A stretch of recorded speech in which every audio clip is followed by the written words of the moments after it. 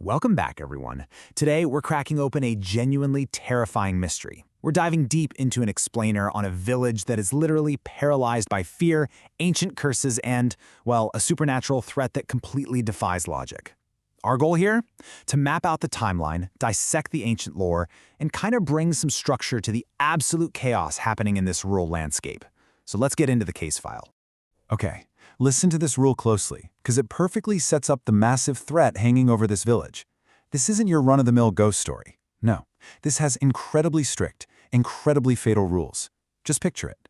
You step out of your house in the dead of night, and you spot 4 figures in brown cloaks carrying a coffin. The rule is terrifyingly simple. If they see you, or honestly, if you even accidentally make eye contact with them, boom, you're taken. It's game over. Which brings us to Section 1, the Nishirmolo Threat, Ancient Danger. So, look at the specific visual markers of the Nishirmolo. We aren't talking about blurry, formless shadows here. These are 4 very distinct entities. They've got brown cloaks, intensely glowing red eyes, and they are physically lugging a heavy coffin through the dark village streets. Now, 400 years ago, back during the days of the ancient kings, they were somehow stopped. But now, for reasons no one in this terrified village can figure out, they've suddenly woken back up. And we know for a fact this isn't just some campfire tale the village elders use to keep kids indoors, right? Because there are already confirmed casualties. 2 local villagers, Sampot and Kapta. They were literally just outside playing cards, because, apparently a cursed village is the perfect spot for a late-night game, when the Nishirmolos passed by. And just like that, they were gone, abducted. This threat is active, it's lethal, and it is hunting right now. But of course, here's where things get super complicated. While the whole village is locking their doors to hide from these 4 brown-cloaked Nishirmolos, our main characters, Ishita, Meghna, and Anuj, run into a totally different nightmare over at the old palace. Anuj helps the 2 city girls sneak out there, and what happens? They get chased by a single figure in a black cloak holding this bizarre, creepy doll. It doesn't say a word, just takes these long, heavy, rattling breaths before sprinting at them incredibly fast. They just barely make it out of a window. So the massive question we have to ask is, are we dealing with 1 supernatural nightmare here, or 2? To figure out why these city girls are even stuck in this mess, we have to rewind. Section 2, Mrityunjay Amrit, the 400-year legend. Let's trace this timeline all the way back to the 1600s. A horrific pandemic was just wiping out the kingdom, and 4 years into this absolute nightmare, the king's daughter, the princess, just vanishes without a trace. The king searches everywhere, nothing. Then, exactly 1 year and 1 month later, she shows back up. She refuses to say where she was, but she brings back this single mysterious seed.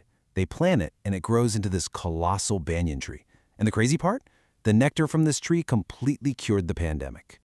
But, as you can probably guess, you can't just walk up and tap this magical tree like it's maple syrup. The source material lays out some extremely specific celestial rules for harvesting this Mrityunjay Amrit. The nectar only drips for a super short window of time, and only on 2 specific lunar events, the night of the full moon, which is called Purnamasi, and Ekadashi nights. And because of this strict timing, Meghna and Ishita realize they're stranded. If they want to see this nectar, they literally have no choice but to wait around in this cursed village for the next full moon. And unfortunately, the sun is setting again.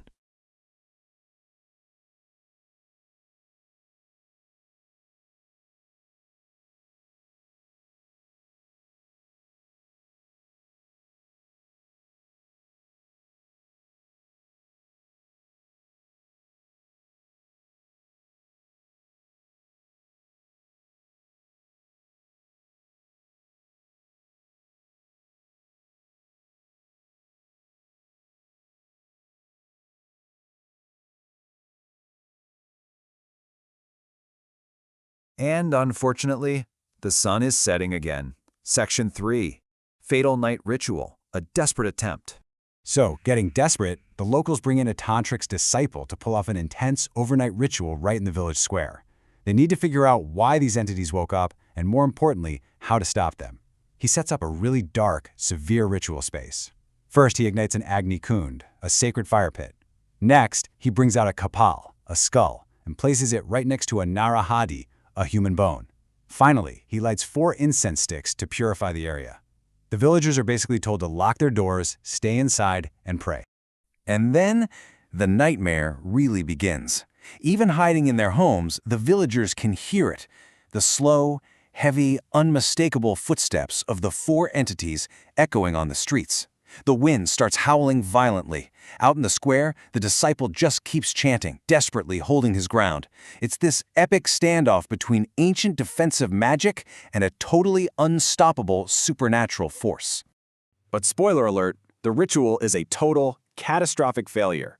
Our casualty list spikes instantly. The local pujari, the priest, was trying to find shelter at the temple but got caught outside. The villagers inside literally hear the sound of the heavy coffin opening, the pujari screams, and then just dead silence. He's gone. And the tantric's disciple? Yeah, his defensive magic doesn't stand a chance. We really need to look at exactly what happened to this disciple because it truly highlights the sheer power of what we're dealing with here. When the sun finally comes up and the villagers step outside, they find him in the square, but he isn't human anymore. He's been turned into this petrified, clay-like statue. And in a really gruesome detail from the lore, his eyes and mouth are completely torn open, like he's frozen in pure agony. And then, as the villagers are standing there watching, his frozen clay body just slowly vanishes into thin air. Poof, gone. This failure sends shockwaves way beyond the village limits. Deep in some distant cave, the great Tantric, the master of the guy who just vanished, wakes up from a deep meditation. He can actually sense the horrifying end of his student. And he drops this massive warning. He says he has to intervene personally, right now, or a complete catastrophe is going to wipe out everything. Standard magic is totally useless at this point. This brings us to a really fascinating anomaly. Section 4. Megna's Mystery. Uncanny Connections. Check out the stark contrast here. On one hand, you have Megna's reality. She's a city girl who has literally never been to this remote village in her life. But on the other hand, she has this deeply uncanny connection to its ancient lore. When Anuj finally takes her to see the massive banyan tree, she's completely stunned. She recognizes it instantly. Why? Because she's been having vivid dreams about the Mrityunjay Amrit tree way before she ever packed her bags for this trip. A tree, mind you, that dates back exactly 400 years. And it gets weirder. That night, right after the horrifying death of the disciple, her subconscious pushes this connection even further. Megna falls asleep and drops into a brand new, terrifying dream.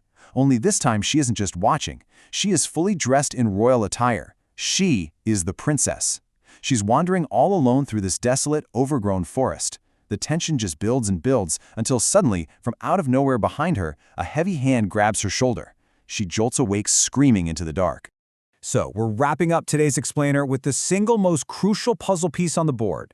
Is it truly just a random coincidence that the Nishi Harmalos, a massive threat dormant for 4 whole centuries, suddenly woke up the exact same week Megna arrived? What is her actual connection to the 1600s princess who brought back the magic seed? Could the secret to stopping these red-eyed entities literally be locked inside the mind of an outsider? Keep these clues organized in your head as you think about the evidence, because let me tell you, this supernatural case file is far from closed. Thank you so much for joining me on this deep dive. Stay safe out there, and definitely avoid making eye contact with anyone carrying a coffin in the dark. See you next time.